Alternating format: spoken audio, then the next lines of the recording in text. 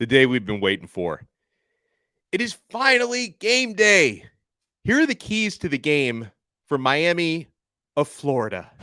You are Locked On Canes, your daily podcast on the Miami Hurricanes, part of the Locked On Podcast Network, your team every day.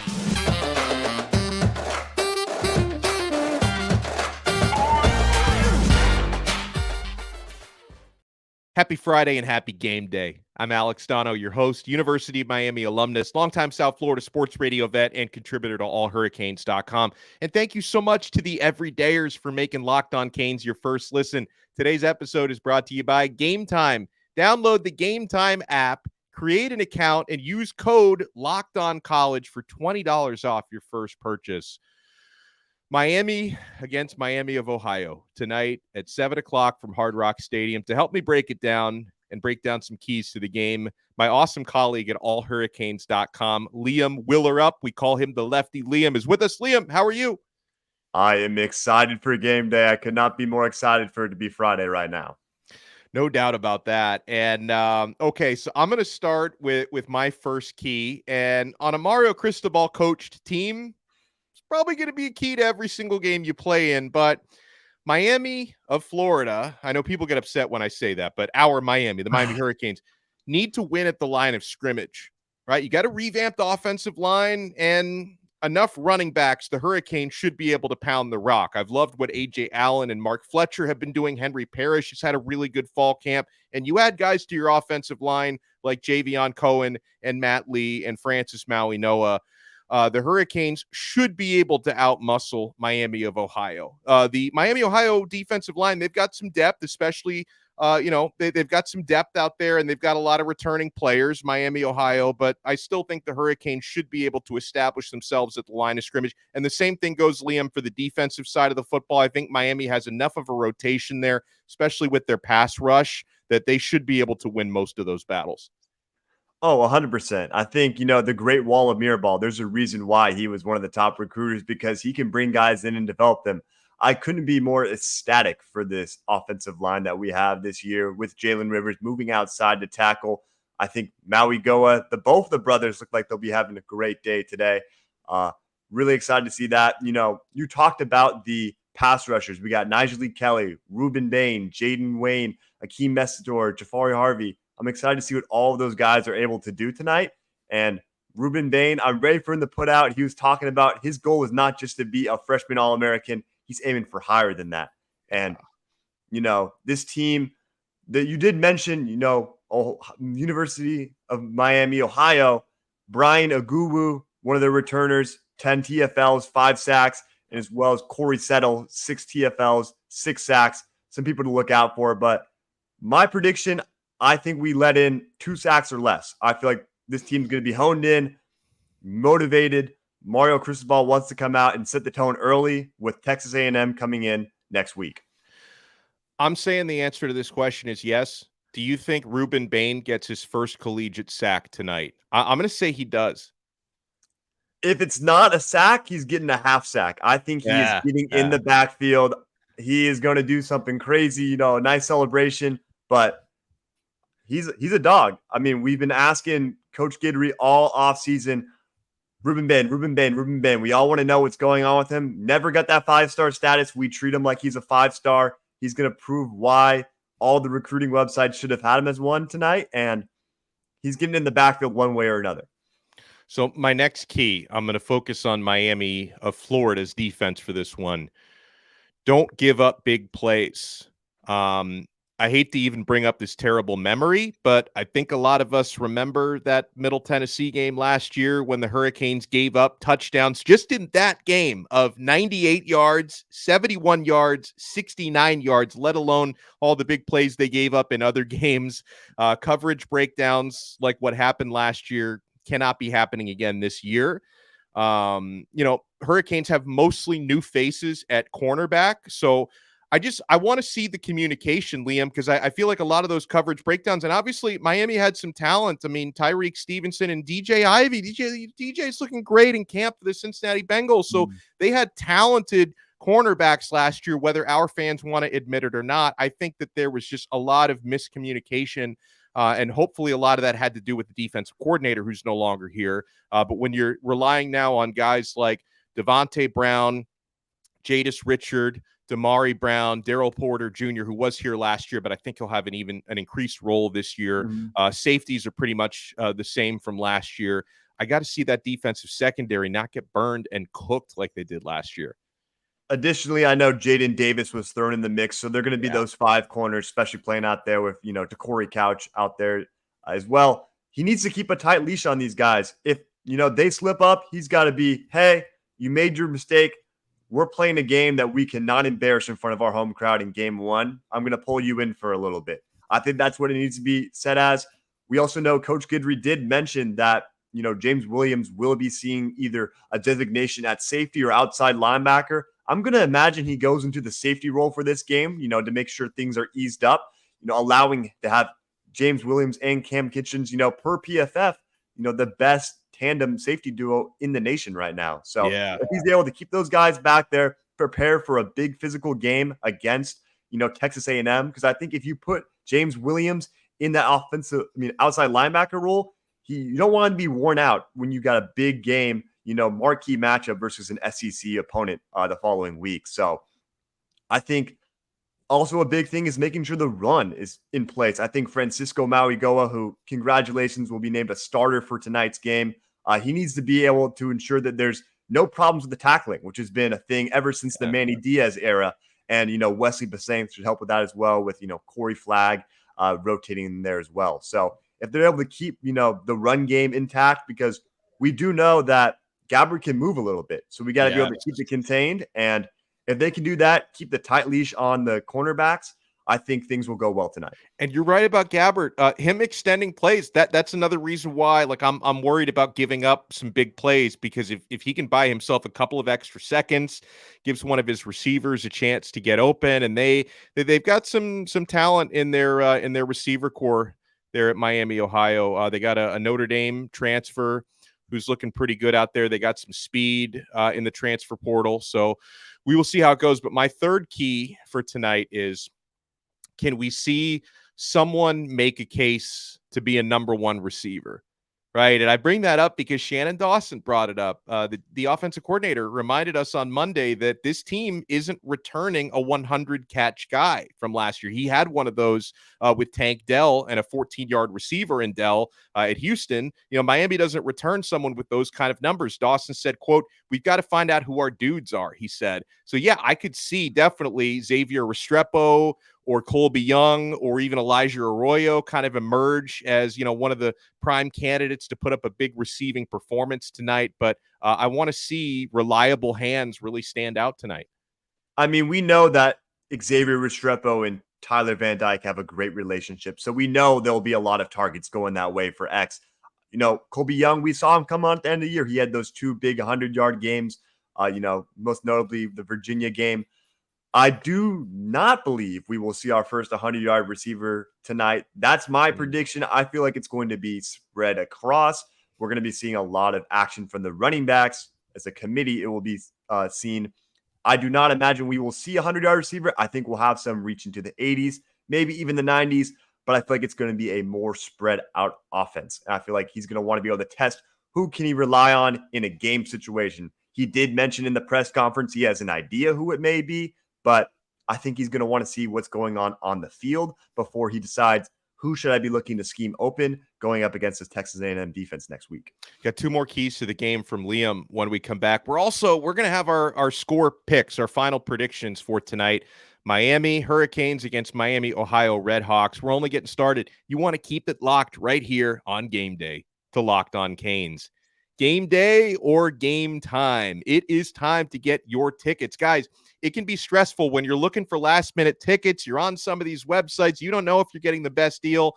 At Game Time, you're always getting the best deal, and they have these flash deals. Folks, I have literally seen today $4 upper deck tickets for Miami versus Miami, Ohio. And if you want to sit lower bowl in the 100s, I've seen $7 tickets. So, I mean, if you're looking for a deal, I think that's the definition of a deal right there, guys. You can also find great concert tickets, and you put in your zip code, or you allow the location services. They're going to pull up the events right in your area. So forget about planning months in advance, and you get the game time guarantee. That means you'll always get the best price. If you find tickets in the same section and row for less, Game Time will credit you 110% of the difference.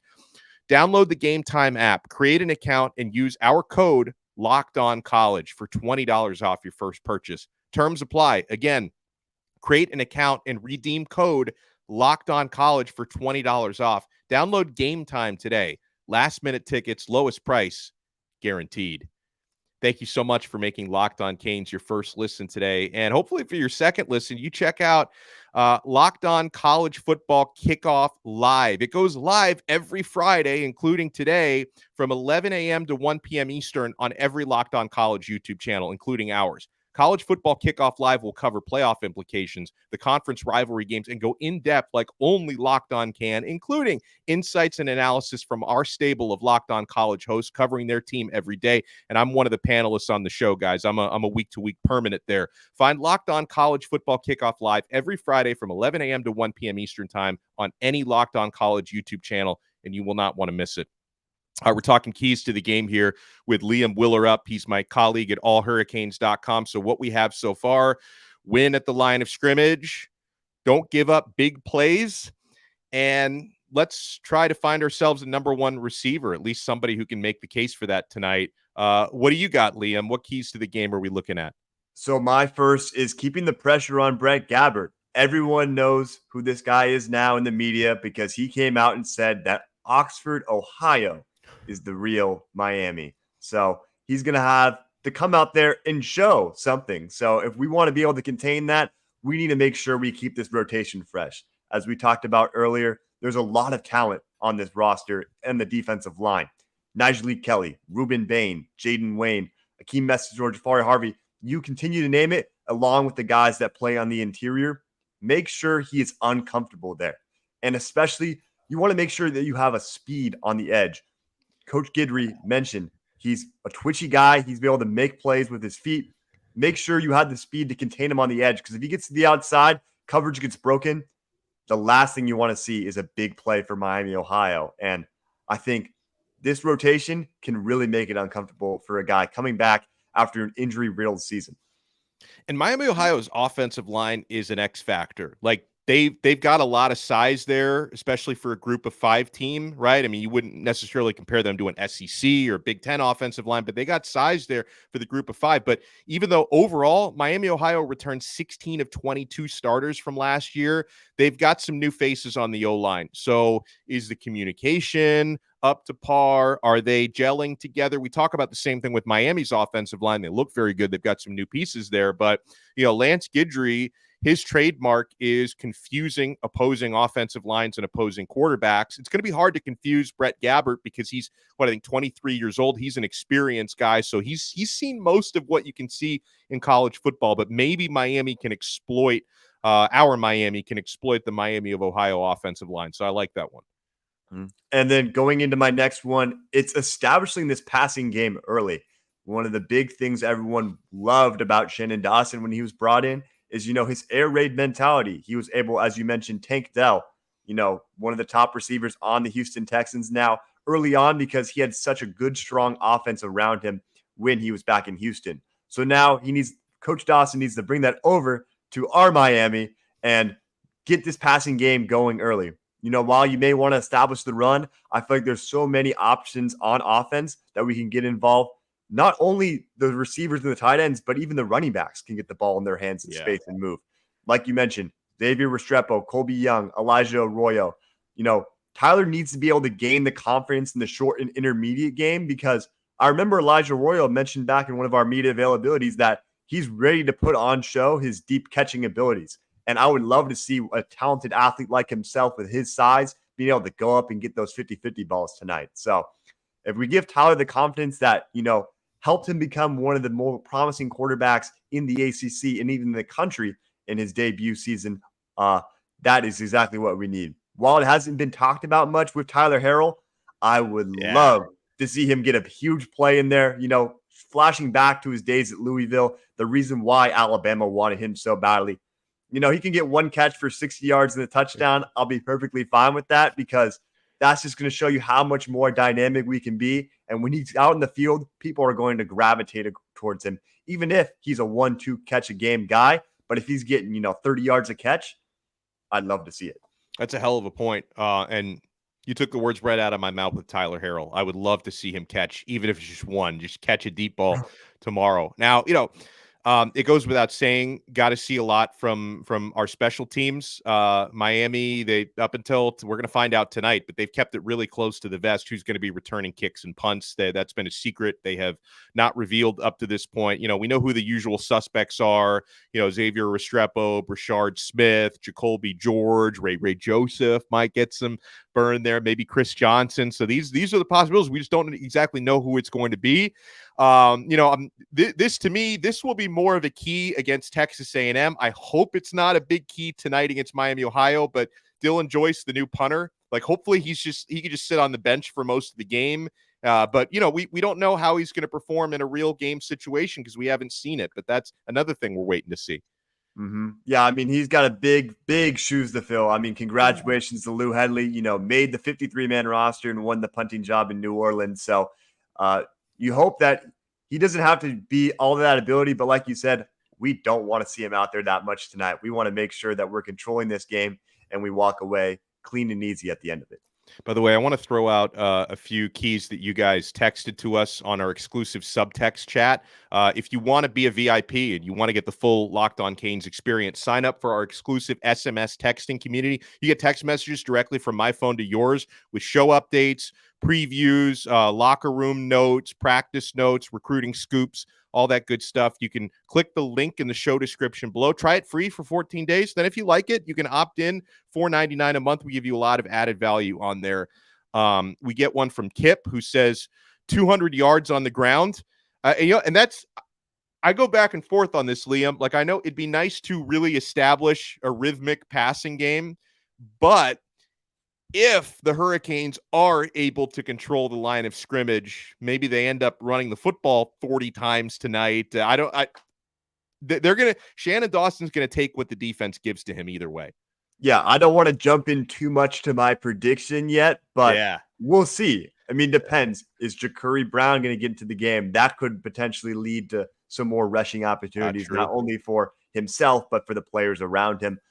I would say we hover around the 150 mark, a little bit north of that. That would be my prediction. But if it's 200 yards, fine with me. That means that we've seen a great committee work with Parrish, Fletcher, AJ Allen, so on and so forth. Would love to see 200 yards, but I also want to see a great passing performance by Tyler Van Dyke. Yeah. And 200 yards wouldn't be easy. Miami, Ohio, they were the top rushing defense in their conference last year. They gave up about 123 per game. Obviously they weren't, facing Power 5 competition on the regular, but 200 yards will not be easy against that team. We get one from the 786 who says, keep Tyler Van Dyke's jersey clean. I second that. From the 561, I want to see a strong running game. I want Maui Noah to absolutely pancake people, hit a couple deep shots and get the win. Yes. From the 813, want to see a great running game, protection for TVD, no busted plays on D. Yeah, I feel like you saw my notes before. I know you texted that in before I said it, but I feel like you saw my notes. ND Hater 85 says, own the trenches on both sides of the football. From Salty Warrior, he says, I've got two. Number one, team cohesiveness. And number two, a team that when gets slapped upside the head, slaps back. You always want to see that personality. And listen, cohesiveness, that's a big one, Liam, because half the roster is different. More than half the coaching staff is different from last year. Yeah, who's the main man in charge at the end of the day? It's Mario Cristobal. And you just want to make sure that he's able to keep the team intact. While there is a lot of new faces, I think these new faces have seemed to gel pretty well. Matt Lee, another one of the captains tonight, seems like he's already taken a leadership role on this team. I feel like everyone understands the current state of Miami. They know what happened last year. They're all trying to do, bring the U back on track. That's what's been about Mario Cristobal. He wasn't going to bring Miami back the first day he was hired. He knows that it's a long path to be able to get there. And as long as everyone's on that wave, I think the cohesiveness should continue. And they've done tons of stuff talking about, the cohesion of the offensive line with the quarterbacks, with Tyler Van Dyke taking out the offensive linemen. So as long as that stuff continues to be true, I think the cohesiveness of the roster will be great. Well, we'll find out tonight who is the real Miami, but we're going to find out in a second who's going to win and by how much. Liam and I will give you our score predictions right here. Keep it locked to Locked On Canes. Thank you so much for making Locked On Canes your first listen today. And guys, again, join our exclusive subtext SMS texting community. Try it free for 2 weeks. Click the link in the show description below, and make sure, depending on what time you're watching or listening to this, it may not have happened live yet, but 11 a.m. college football kickoff live here on Locked On Canes. I'll be on there for 2 hours with Drake Toll from Locked On Baylor, Kenton Gibbs from Locked On ACC. We're going to be going around the entire college football slate, so make sure to check that out. So I'll breeze through mine here, Liam, and we'll get to yours, because I say breeze through mine because I did already give this on Thursday's episode, and both of our predictions are published at allhurricanes.com if you want to check that out. I'm going with Miami, Florida, the Miami Hurricanes, to take a 35-10 win against Miami, Ohio. I think this game is going to be maybe aggravatingly close until into the third quarter, and that's when I think Miami Hurricanes' physicality and just size is going to start to wear down on Miami, Ohio a little bit, and that's when you may hit some big passing plays in the second half. So I see Miami being pretty tight defensively, the Canes. I do see them getting some pressure on Brett Gabbert and keeping Miami, Ohio, for the most part, out of the end zone. I see them getting 1 touchdown, 1 field goal. And listen, this is not going to be a walk in the park. I do see Hurricanes covering the spread, which is around 16, 17 points, depending on where you look. So I see Hurricanes winning by 25. They'll probably be up by maybe 10 points at the half, and then it'll be one-way traffic in the second half. And hopefully we don't see too many punts or too many field goals, because I've got them scoring 5 touchdowns. But I'm going Hurricanes 35, Redhawks 10. What say you? Awesome. I got a little bit of a different score. I'm going Miami, Florida 38, Miami, Ohio 17. The way I see this game going, as much as I want Miami to come out the gates and just be slinging it, I think it's going to take a quarter for them to settle in. We did talk about cohesion, but I feel like Shannon Dawson isn't going to be rolling out his full playbook in this game. He's going to want to be able to settle in, work on the run game, the intermediate, and the pass game. I think all of the action for Miami is going to be taking place in the second and the third quarters, because I predict that we'll be seeing Ja'Cory Brown sub in at the fourth quarter to be able to ensure Tyler Van Dyke has his jersey clean. There's no slip-ups at that point, and Miami takes a commanding lead at that point. I think we do see 3 running backs take at least, 6 touches, maybe even 4 running backs. We'll see what they end up going out there with the running back by committee. And I think Miami's defense is going to be the highlight of the night. If I was a betting man, I'd have Cam Kitchens with an interception in this game. And I think one of the young freshmen or one of the young linemen is going to have a 2-sack performance. That's my bold prediction. I think a Najee Kelly might be bursting on the scene, because people have been loving this guy ever since he came in last year. I think it's time for him to put the world on display, make the ACC known who this guy is going to be, because he is an absolute monster athlete. So 38-17, Miami, Florida wins the battle of Miami's over Miami, Ohio. And you brought up a Cam Kitchens interception. I'm glad you brought that up, because I didn't include this in my keys, but some of the people who texted me on subtext were saying, win that turnover margin, get some turnovers, right? I'd love to see a scoop and score. Maybe Leonard Taylor forces a fumble and somebody picks that bad boy up and runs it into the end zone. At least one Kitchens interception, a James Williams interception would be fantastic. So yeah, man, I know we don't rock the turnover chain anymore, but I'll be rocking it in my mind tonight, hopefully. And then last thing I want to mention here, Liam, because people go crazy for this. I don't really care what uniform combos they wear. Probably my favorite, though, on the road at least, is white on white. I like the Stormtrooper look, but the Hurricanes tonight will be wearing orange tops, white pants, which is the traditional, right? So they're not busting out the black unis tonight. They're wearing the orange tops, white pants, and we know for a fact they're going to be wearing that next week as well, Liam, because it's an orange out against Texas A&M. So for at least the first 2 weeks, we're going to have orange jerseys. Way. hope the stands are bleeding of orange, because Yeah. that's what we need, not only this week, but next week as well. So let's keep that jersey clean no matter what color it is. Yeah. No doubt about that. All right. Huge thank you and shout out to everybody who took time to tune in. Game day, Miami Hurricanes, Miami Redhawks tonight. Make sure to hit that thumbs up button if you're watching on YouTube. Smash that like button. If you're listening to the audio version, make sure you subscribe on Apple Podcasts, Spotify, Google, Odyssey app, wherever you get your pods. And make sure you follow Liam on X. It's still weird saying that, but follow him at the Lefty Liam, and check us both out at allhurricanes.com. We'll talk to you guys again next time, and certainly after the game, on another episode of Locked On Canes, part of the awesome Locked On Podcast Network. Your team every day.